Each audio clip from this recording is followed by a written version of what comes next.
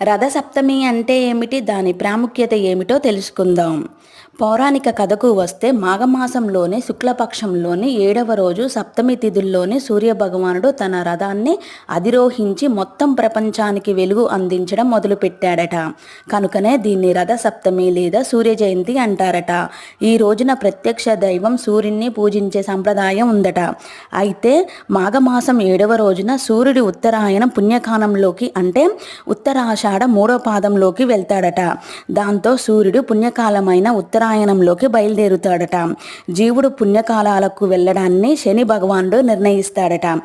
శని వాహనమైన కాకి పితృదేవతలకు పెట్టిన ఆహారాన్ని తీసుకొని వెళ్తుందట.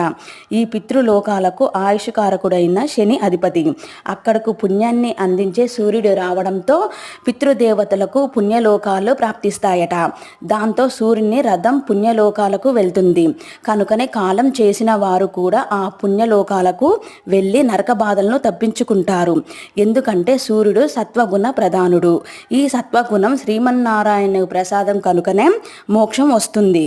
భీష్ముడు యుద్ధం ముగిసినా సరే సప్తమి అయినా అంటే మాఘశుద్ధ అష్టమి నాడు తాను కోరుకొని వెళ్ళిపోయాడు.